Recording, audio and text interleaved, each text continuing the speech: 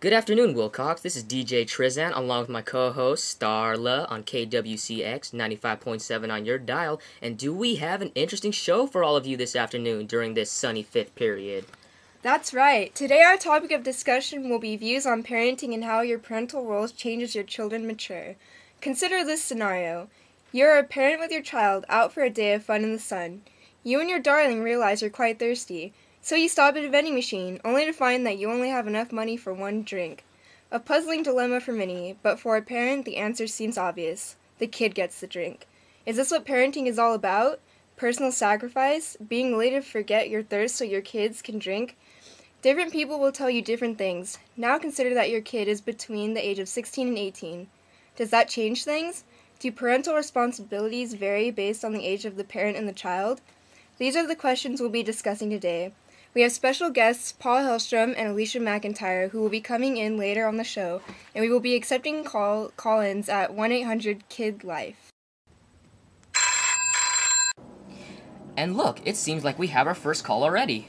Thank you for calling KWCX. What is your name? Deanna Hessler. Alright, Deanna, I'm assuming you have kids, so why don't you tell us about them? Well, I have 5 kids. My youngest is 6 and my oldest is 16.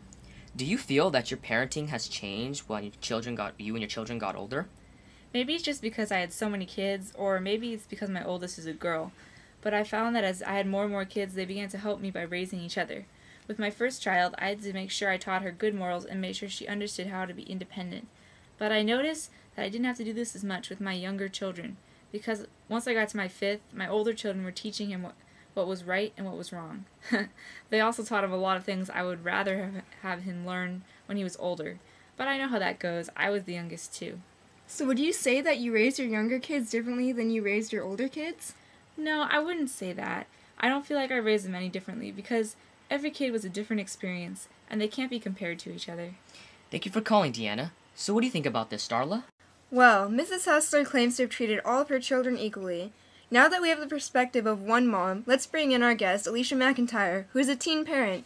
Good afternoon, Alicia. How are you doing today? I'm doing great. Thanks for having me on your show. No, thank you. So being a teen parent, do you feel that you take on extra responsibilities? No, not at all. What I owe to my daughter is the same thing any parent owes to their child. Just because I had my daughter when I was 15, it doesn't mean I have to be a supermom. I don't have to sacrifice extra, and I think a lot of people feel I should. But why? What do I have to prove? My daughter's growing up just fine, and I feel like I'm a great mother. As your daughter gets older, do you feel like you are making more or less sacrifices? Well, it's hard to say. As she gets older, I do as well. We are both learning how to live together, and it gets easier, I guess. I'm getting more independent, and it has become easier to accept that Ariana comes first. I feel like we are both growing up, and maybe that is weird since I'm supposed to be the adult, but no matter how old you are, you always have things to learn anyways. So, you're saying that you're not making any less sacrifices, but you are simply growing to accept them? Yeah, I guess you could say that. Alright, thank you again, Alicia. We have another caller on the line. Hi, what's your name? Yeah, holla! My name don't matter. I like to make a shout out to my homegirl, Ms. U, repping the A to the P English. Alright, don't matter. Do you have children? Yeah, I got me some real fine baby girls. They take after their mama. Bootylicious is hereditary. I wish I had inherited the Bootylicious gene. I hate to cut this short, but we have another caller. Hi, what is your name? Hey there, my name is Ruth Hyman, and I love your show. I have 7 children, 12 grandchildren, and 1 granddog. I was always a working mother, on and off jobs, and my husband was the same way. Cool, nice to meet you. What are your opinions on personal sacrifice for your kids? Well, I've always believed that my children came first. My husband and I shared our time at home. One was never home more than the other. We made sure of that. We shared the role of disciplinarian and confidant. We always tried to support our kids in whatever activities they wanted to try. Swimming, soccer, theater, school stuff. I always wanted to be involved and support my kids. Did you ever have to put aside personal needs and desires for your kids? Personal needs and desires? What personal needs and desires? No, really. My needs and desires are my children. They've always been my first priority, and I think that's how it should be. I'm happiest when I'm going out to see plays or sports games for the sake of my kids. It's a great way to get the family together, you know? I don't have a lot of singularly personal pursuits. I'm always willing to give up my time and energy for them. I think it's rewarding, and they grow up to be better people. Even now that they're adults, I'm still making sacrifices for them, and I really have no regrets. I do it all over the same way. Thank you, Mrs. Hyman. And we have yet another caller. Hello there, and what might your name be? Hi, I'm Wan Choi. How many children do you have, and can you tell me a little bit about them? I have 3 children, all girls. My first daughter's name is Ellen. She's 18 years old, first year in the Anson College, and works at Valley Fair.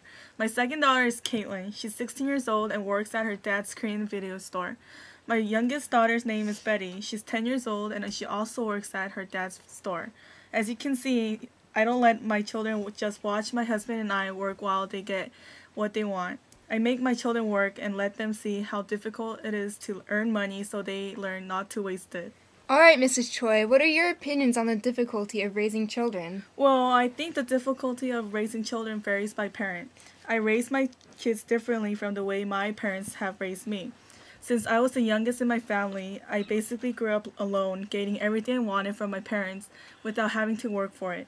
I was spoiled, but I wanted to make my kids to be more social, independent, and to work for what they wanted. I mean, from infants to 18 years old, I would get my kids what they want. But when they're legal adults, I expect them to work for that. Why do you think parents make sacrifices for their children? I believe parents make sacrifices for their children